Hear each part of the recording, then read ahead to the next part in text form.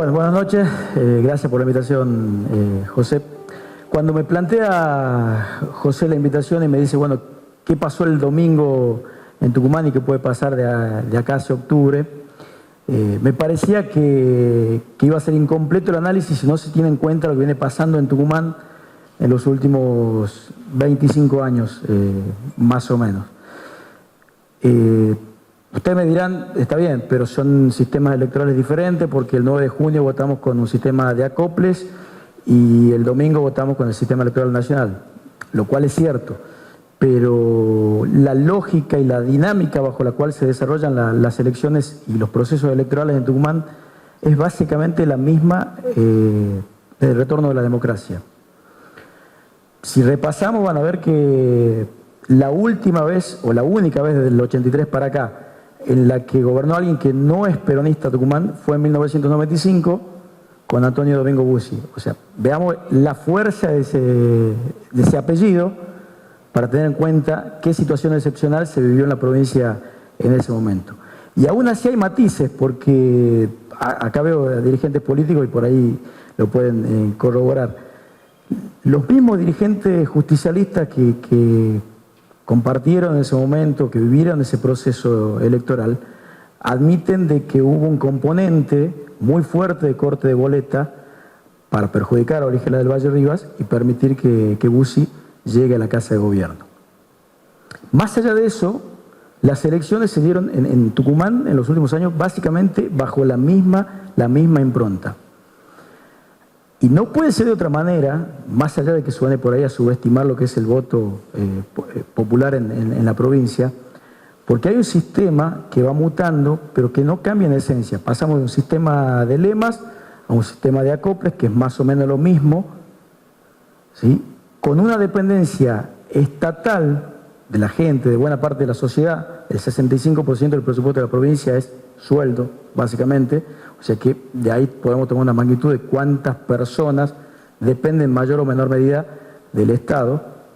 Con ese sistema de dependencia, con un sistema de lemas, con un sistema de acoples ahora, es imposible pensar que en Tucumán se pueda dar una alternancia recurrente, o por lo menos que se pueda dar en el tiempo, en el poder. Y yo pensaba en lo que pasó el domingo y lo comparaba con lo que pasó el domingo 9 de junio. En Tucumán hay un sistema de partidos totalmente desintegrado, y lo que hay son pequeñas y medianas empresas electorales que manejan un centenar, 120 dirigentes en toda la provincia y que compiten entre sí y que simulan competencias con personas que por ahí, con buen interés, con buenas intenciones, se presentan, tratan de terciar en esa lucha, pero en realidad lo que terminan haciendo es legitimando una competencia de facciones de poder que se da entre los dirigentes fundamentalmente ligados al poder. Veamos la última composición de la legislatura, la que se votó el 9 de junio. No hay ninguna persona que pueda desde afuera irrumpir en ese círculo, en esa casta dirigencial que ya está formada en Tucumán en los últimos 20, 25 años. Esto obviamente no es patrimonio solamente del partido gobernante. De hecho, en 2015, ya acá hay referentes de Cambiemos que lo pueden también asentir, para que haya una elección más o menos pareja en la provincia, el radicalismo, el macrismo y algunos otros partidos tuvieron que buscar una pata ligada al poder, a las mañas, a la estrategia del peronismo para poder competir con igualdad de herramientas, o por lo menos simular que eran parecidas las herramientas. Aún así no le alcanzó. O sea, el escrutinio creo que dejó 110.000 votos de diferencia entre Mansur y en ese momento José Cano. Pero tuvieron que recurrir a las mismas herramientas que cuestionaron durante años para tratar de competir dentro de este sistema que ya está totalmente institucionalizado. Y es tan dañino ese sistema, y esto que no se interprete como una defensa de Alperovich, ni mucho menos, que el propio Alperovich lo padeció el 9 de junio. Alperovich pensó que con su apellido, con su ego, con su soberbia, con sus 12 años de mandato, podía llegar a eludir esa ingeniería electoral que está montada y quedarse con la Casa de Gobierno. Y la realidad demostró que no hay posibilidad que un apellido en situaciones normales pueda entrometerse en este esquema que ya está montado de poder. ¿Cómo está montado ese esquema de poder? Lo saben todos. Son cárteles políticos que están monopolizando los barrios. En los barrios trabaja un puntero que recibe la necesidad del vecino, el remedio, el plan social, la chapa, lo que necesite, la posibilidad de trabajo. Ese puntero a su vez responde a un concejal o a un legislador, que a su vez responde a un intendente o a un ministro, y se va generando todo un abanico de influencia territorial que impide que cualquier otra persona pueda entrar en ese sistema. ¿Qué pasó el domingo en Tucumán? ¿Y qué pasó, si quieren, lo repasemos para que vean que esto que pasó el domingo en Tucumán, con una abrumadora paliza de lo que es el peronismo, se repite en los últimos años? En 2015, con Alperovich todavía como persona fuerte de la política tucumana, se dio una situación en la que las PASO, en las primarias, Alperovich saca 70.000 votos más que las que después termina sacando en las generales de octubre. ¿Y por qué hay esa pérdida de votos en esos 2 o 3 meses cuando no debería haberla? Porque el Mansur y Jaldo, en ese momento ya sentados en la Casa de Gobierno y con su proyección política de enterrar al alperovichismo para generar su proyecto político, decidieron quitarle un apoyo que era sustancial para sostener esa cantidad de votos. ¿Qué pasó en 2017? Jaldo, algo similar, hace una muy buena primaria como candidato del oficialismo. Enfrente tenía a Cano, que llega a esa primaria debilitado en medio de una crisis interna porque el sector que estaba representado por el ex intendente Amaya estaba molesto por cómo habían quedado conformadas las listas. Y finalmente Jaldo hace una muy buena elección, Cambiemos hace una muy mala elección en Tucumán en las primarias, pero la situación se revierte en octubre. Y se revierte en octubre porque Alperovich, que ya estaba gestando su proyecto político de este año, de 2019, le envía un mensaje a Mansur y a Jaldo a través de sus dirigentes en determinados municipios. Eso hace que Jaldo, de agosto a octubre, pierda 35.000, 40.000 votos aproximadamente. A ver, suena a que se subestima el voto, pero funciona así el esquema electoral en Tucumán. Lo dirigen centenares de personas que trabajan y que son profesionales de esto. En 2015, volviendo a la elección provincial que mencionaba recién, donde Cambiemos busca una pata peronista, busca quedarse o utilizar esa lógica de poder para competir en igualdad de condiciones con Mansur, se queda con la capital. Pero ¿cómo contrarresta esa herida el poder de turno? Generando centenares de candidatos en cada ciudad y en cada pueblo de la provincia. Y esto es matemática pura. Más candidatos con un sistema de acoples es obviamente mucho más posible de que tenga mayor cantidad de votos. Eso le permitió quedarse con la provincia y con la Casa de Gobierno por 4 años más. ¿Qué puede pasar de acá hasta octubre? Viendo estos antecedentes, en Tucumán, quizás una banca más para un lado, una banca menos para el otro, pero no hay posibilidad de que eso se mueva. O sea, los 500.000 votos que más o menos obtiene el peronismo en los últimos 15 años, no se mueven un poco para arriba, un poco para abajo, pero están estables. Y aún un dato también interesante. En 2015, Macri saca en Tucumán 247.000 votos. Este domingo sacó 237.000 votos. O sea, Macri no perdió votos en Tucumán. Pero aún así no le va a alcanzar nunca para llegar a lo que es la estructura electoral que tiene montada el poder en la provincia.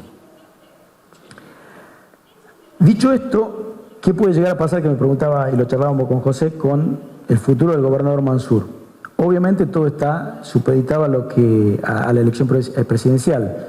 Mansur se volcó en extremo a sostener la candidatura de Alberto Fernández. De hecho, cuando el sindicalismo, la CGT, le dio la espalda o no se sabía si estaba indecisa o no, Mansur le organizó una reunión para Alberto Fernández 48 horas después, le mostró la foto con los gordos de la CGT. Cuando no se sabía si los gobernadores jugaban o no jugaban con Alberto Fernández, él también hizo de puente en eso, es decir, que volcó todo, jugó a pleno con Alberto Fernández.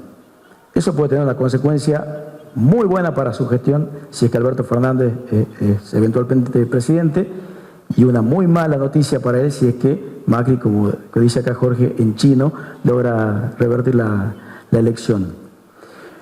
También está la discusión sobre si Mansur eventualmente puede llegar a ocupar un lugar en el gabinete nacional. Si hay un ofrecimiento de esa naturaleza, más allá de los rumores, de las versiones periodísticas, la sabe solamente el gobernador y no se lo transmitió a absolutamente nadie.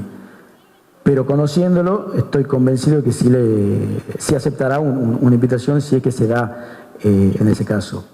Porque Mansur es mucho más, se siente mucho más cómodo en esa rosca política nacional, lejos de la provincia. De hecho, es un conductor en Tucumán con votos prestados, porque él delegó todo lo que es el armado territorial, que venía mencionando, de estructura de dirigentes, de candidatos, en su vicegobernador. Es decir, que esos votos técnicamente, o por lo menos formalmente, son de él, pero responden políticamente a otra persona. Es decir, él no tendría inconvenientes en ese desarraigo.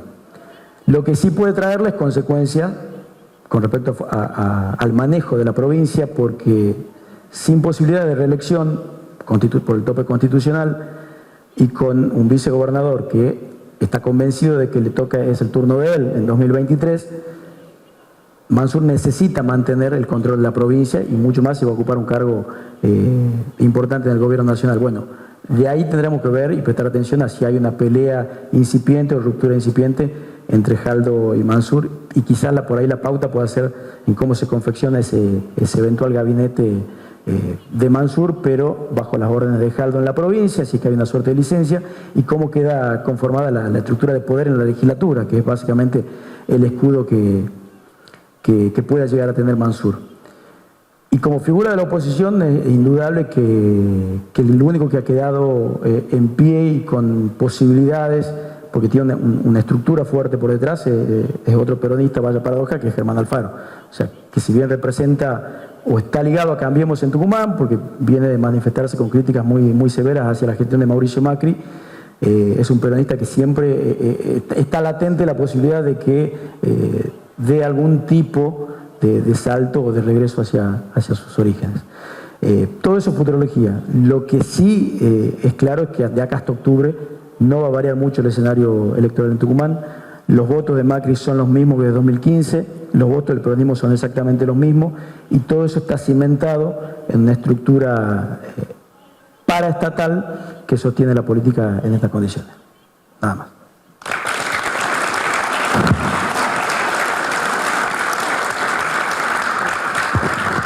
Bueno, vamos a abrir un espacio para preguntas por favor muy puntuales. Pensando en que hoy hay un 15% de diferencia entre los dos partidos, y pensando justamente en ese votante un poco indefinido que describía,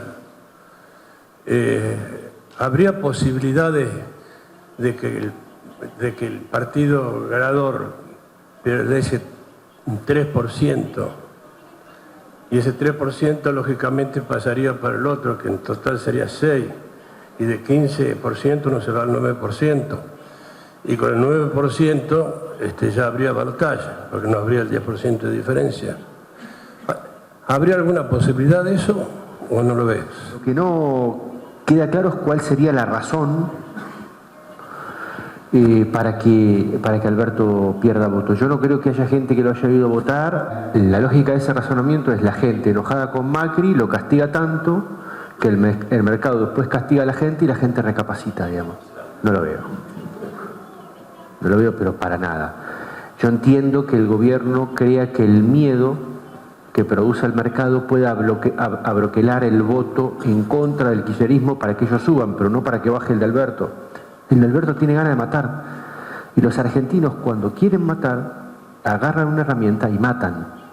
Y no importa la calidad de la herramienta y no importa cuánta sangre salga. Con tal de matar a Cristina, usaron a Macri. Y para usar a Macri primero lo idealizaron y pensaron que podía ser un hombre que nos podía llevar a la felicidad. Y le creyeron promesas que son imposibles de cumplir. votar a Macri era un salto al vacío. Y sin embargo la gente lo hizo. El tamaño de la promesa de los políticos argentinos es tan desmesurada que lleva a un proceso de frustración uno tras otro. Todos. Cristina, Macri después, y ahora se está configurando exactamente lo mismo. Y mirá la diferencia discursiva. Hay un Alberto que está bastante moderado, porque la estructura psicopatológica, después si quieren hablamos de eso, pero la estructura psicopatológica de Alberto no tiene nada que ver con la de Cristina, pero hay una Cristina que el domingo de la elección manda un video diciendo, muchachos, ustedes con Macri son infelices y conmigo van a ser felices. ¿Cuál loco tenés que estar para prometerle a 40 millones de personas que lo podés hacer felices a todos y creer que lo podés cumplir?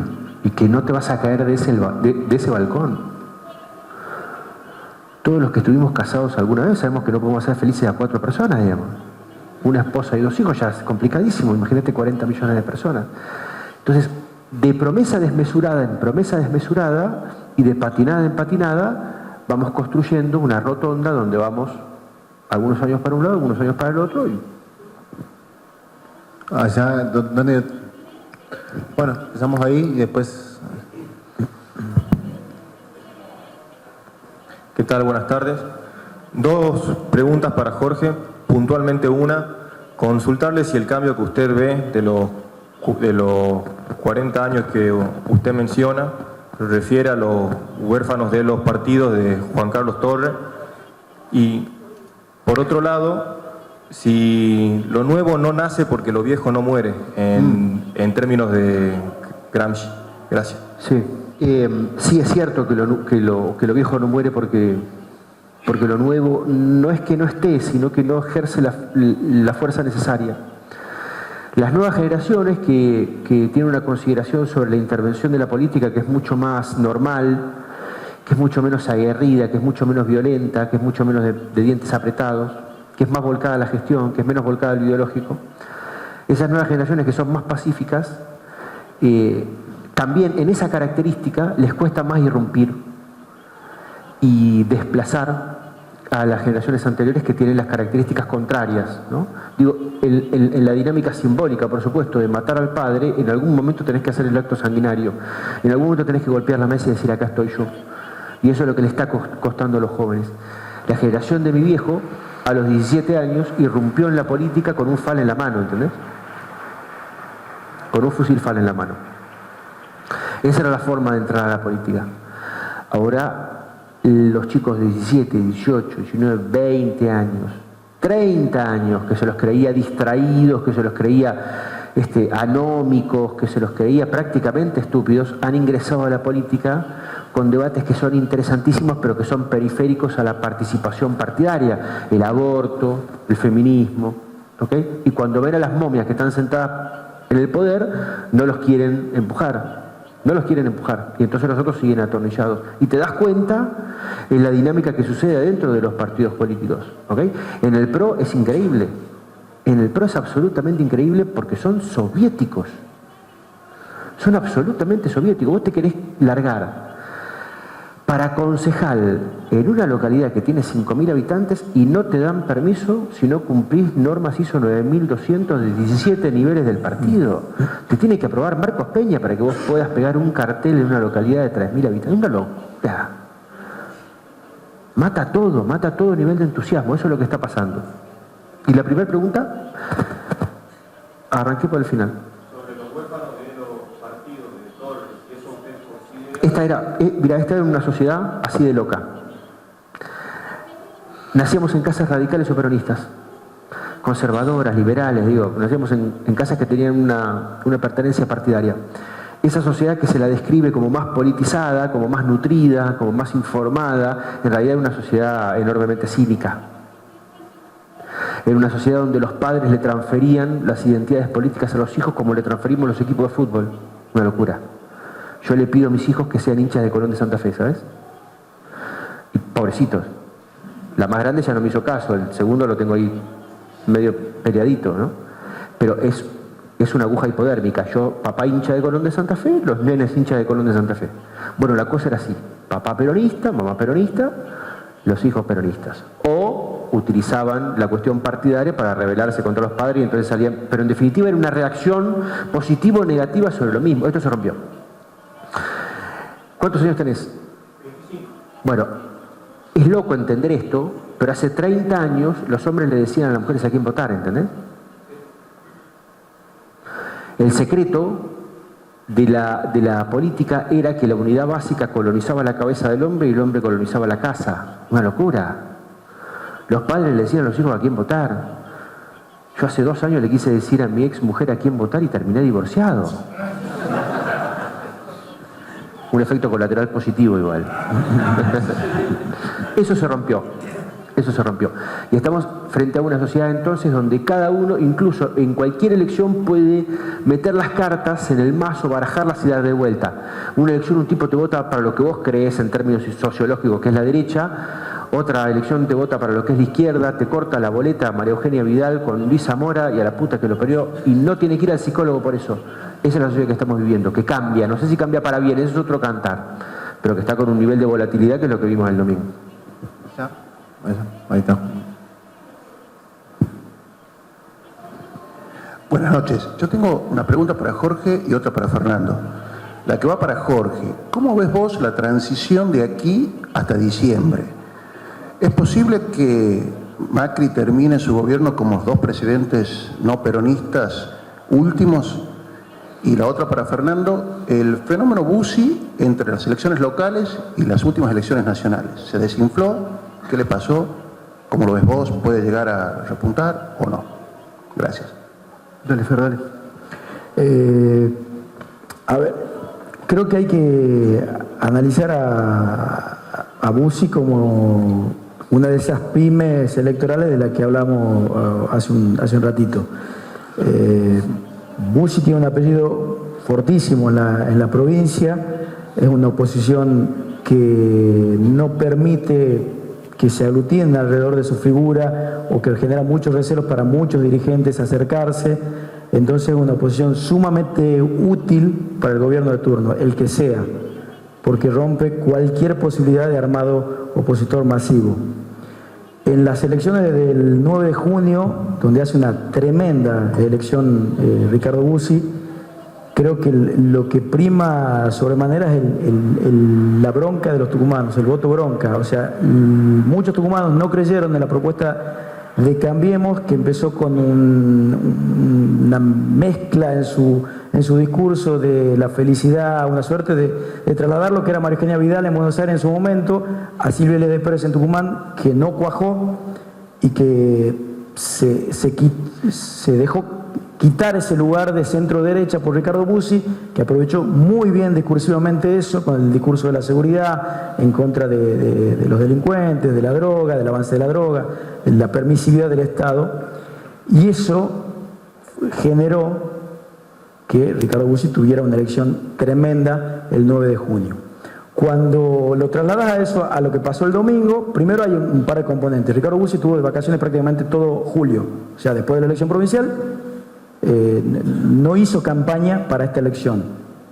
Básicamente, si ustedes recuerdan algún afiche que haya puesto para esta primaria, no hay ninguno en la ciudad, contrariamente a lo que sí hizo antes del 9 de junio.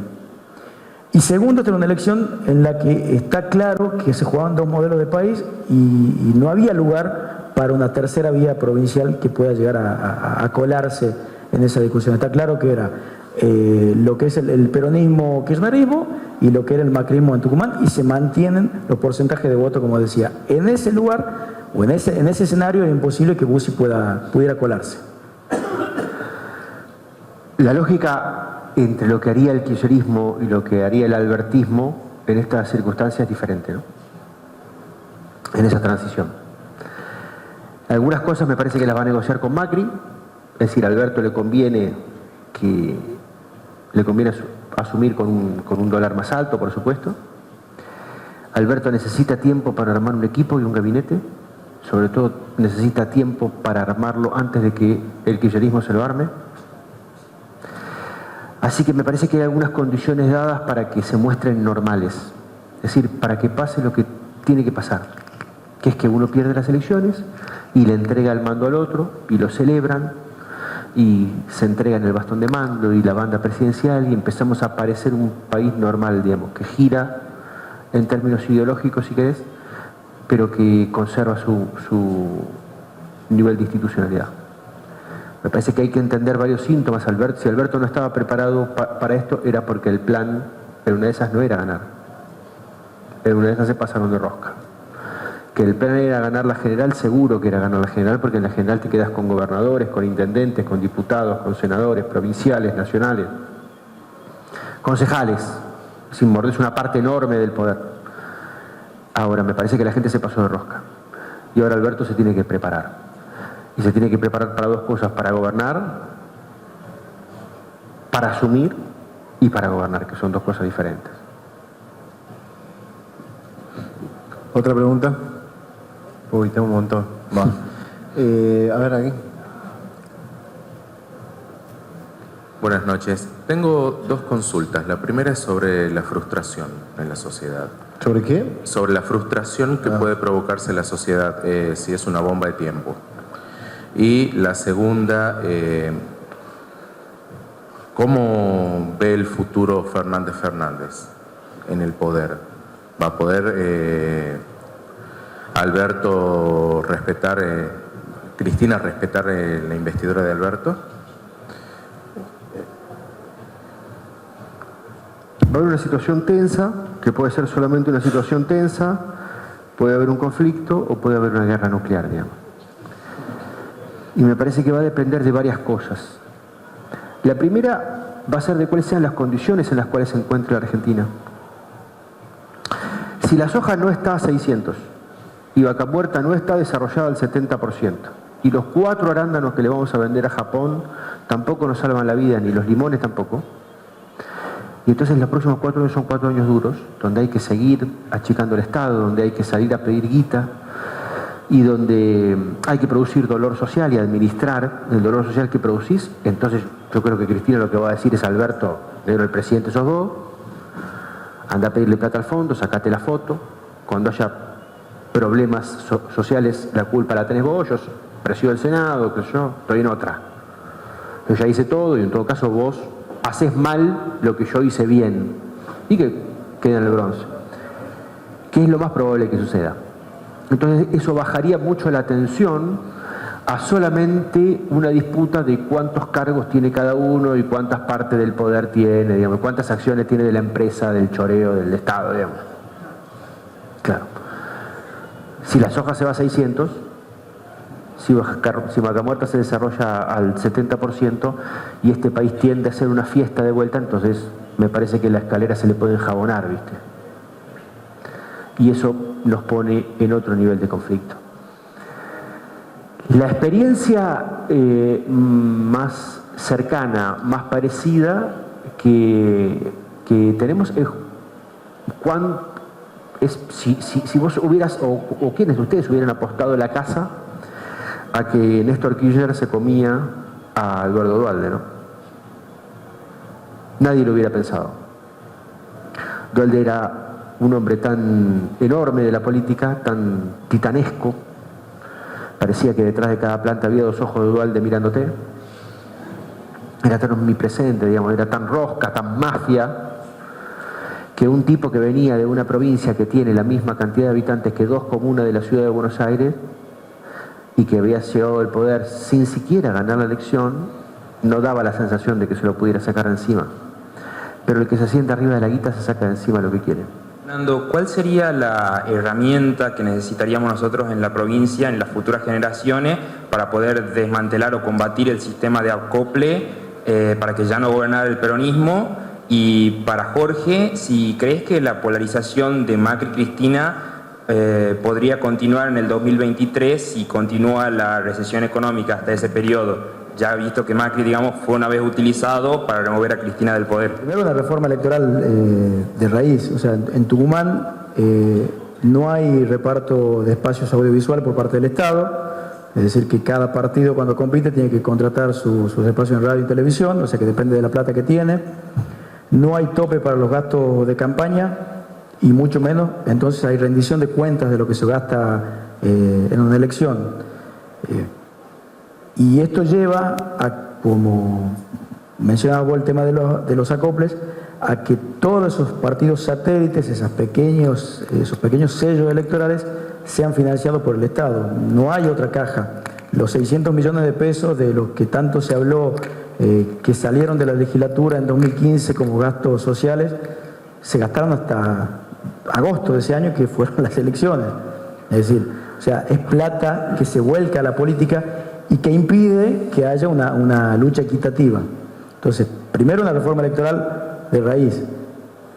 ¿Cuál es el mejor sistema? No sé, hay que discutirlo, pero seguramente una boleta única es mucho más saludable para el sistema que esto de los acoples, que obliga a que cada partido tenga un fiscal en cada mesa para cuidar que no le roben los votos, que no le falten, que al mediodía estén, y hace que esto sea carísimo, es costosísimo para la provincia un sistema electoral así, que además no tiene ningún tipo de control. Entonces, sí o sí hay que ir a una reforma electoral. Primero, que establezca topes, que establezca gastos, que le brinde garantías a partidos por ahí minoritarios, que puedan llegar a tener la misma presencia que cualquier otro partido más grande en los medios. Hoy, en esta última elección en Tucumán, me tocó verlo porque estaba conduciendo un programa en televisión electoral, y lo que queda de artística, de lo que era el producto, era de 25 minutos cuando un programa de 1 hora, porque el resto era todo publicidad electoral. Y esa publicidad electoral es carísima en televisión y en radio. Entonces, si no se avanza hacia algo más equitativo, es imposible que esto cambie. Y el par de opuestos conformado por Macri y Cristina, nosotros sabíamos que iba a terminarse, se diera como se diera la elección, digamos. Ahora ellos son el símbolo de un par de opuestos genérico que es más profundo, que es dos tipos de modelo de país o dos formas de concebir la realidad. ¿Qué haces primero? ¿Primero los argentinos o primero la Argentina? Esa bipolaridad se va a mantener y la van a expresar otras personas. Es decir, lo que va a venir es una gran renovación. ¿Ok? Lo importante es que aquellos que dicen primero los argentinos, para sintetizarlo de una manera brutal, digamos, van a estar sentados sobre el poder y siempre el poder te da la plata y el plafón para crear gente nueva. Y el problema es si la parte más liberal, que ve otra forma de conducir lo que es de todos, se renueva, es decir, si puede atravesar el trauma, si puede atravesar las fases del duelo que hablábamos hoy y generar nuevos productos, o si van de vuelta 40 años a cuarteles de invierno, a la oscuridad, y no producen nada durante todo ese tiempo, ¿no? Y le dejan toda la cancha libre. Tengo unas preguntas también para hacerte. ¿Cómo quedaría el espacio PAN Cambiemos en caso de que Alberto efectivamente sea electo? Ahí eventualmente la figura de Rodríguez Larreta, ¿cómo se reestructuraría? ¿Cómo uno podría pensar que quedan los actores en el radicalismo, por ejemplo? Y para Fernando, preguntarle lo mismo. Bueno, nosotros tuvimos ya un proceso el 9 de julio y quedó el espacio opositor, pero muy debilitado, pero Silvia Elías de Pérez es la segunda, ¿no? Es la principal opositora, según las últimas elecciones, pero dentro hay como algunos actores que van a emerger. Pienso en el intendente de Yerbabuena, pienso en el intendente de Concepción, está la figura muy fuerte de Alfaro, pero no se sabe ante el nuevo escenario si va a ser oficialismo o va a ser oposición. También me gustaría una reflexión sobre eso.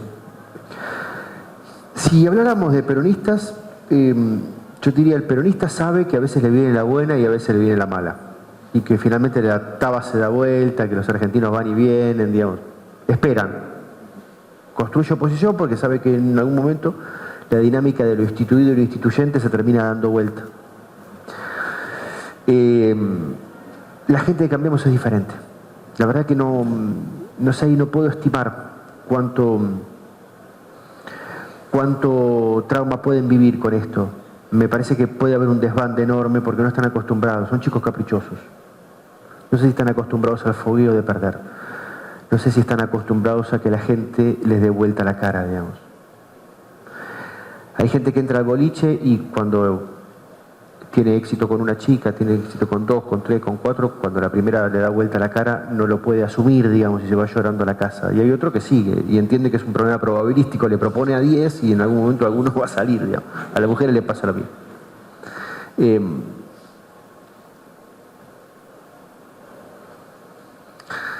No sé, no tengo mucha confianza en que vivan bien el trauma. Puede haber un desbande enorme. Parado va a quedar Larreta. Si Vidal lo puede transitar bien, a mí me parece que Vidal es reciclable, absolutamente reciclable, de la misma manera que hay personas del kirchnerismo que después de su hundimiento también estaba claro que eran reciclables, Urtubey, Randazzo y demás, pero hay que ver cómo lo viven en términos personales. A nivel local me parece que saquemos a Germán Alfaro un poquito de la discusión.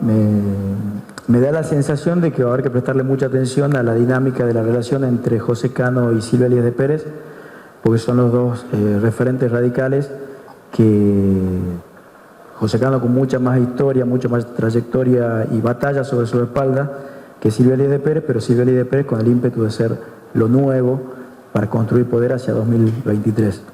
La primera publicidad me parece que va a ser en 2021, cuando termine el mandato de senadora de Silvia Elías de Pérez, y seguramente José Cano, si tiene aspiraciones de llegar a 2023 como el líder opositor, va a tener que buscar ese espacio.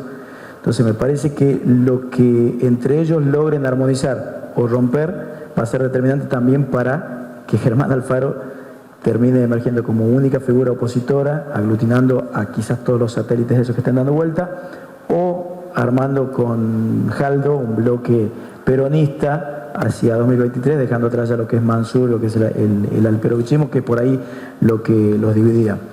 Lo de Silvia Elías de Pérez por ahí me parece que es más interesante, porque cuando se discutía dentro del espacio sobre lista única o conceder acoples, y quienes promocionaban la postulación de Silvia Elías de Pérez decían vamos con lista única, estaban pensando en 2023, en tener un bloque legislativo que le responda férreo para trabajar con mirada a 2023. Bueno, eso se destruyó cuando primó la estrategia de dar acoples. Hoy no hay un bloque legislativo que pueda sostener prácticamente a Silvia Elías de Pérez. Y después, con respecto a los nuevos actores estos que pueden emerger y que quieren de alguna manera jubilar a los viejos actores, a los Cano, quizás a Maya, ¿los ves con posibilidades, los ves con proyección o no? Hablo de algunos concejales, legisladores, intendentes. Puntualmente, imagino que vas para lo que es Mariano Campero y puede ser Roberto Sánchez, dos intendentes que han hecho muy buenas gestiones en su municipio, de hecho las urnas lo han ratificado. Creo que de acá a 2023 por ahí es medio prematuro pensar en ellos como figuras que puedan ocupar un lugar importante en la discusión por el poder real de la provincia, pero sí como actores centrales en el rearmado de lo que puede ser Cambiemos o la oposición en Tucumán antiperonista después de octubre.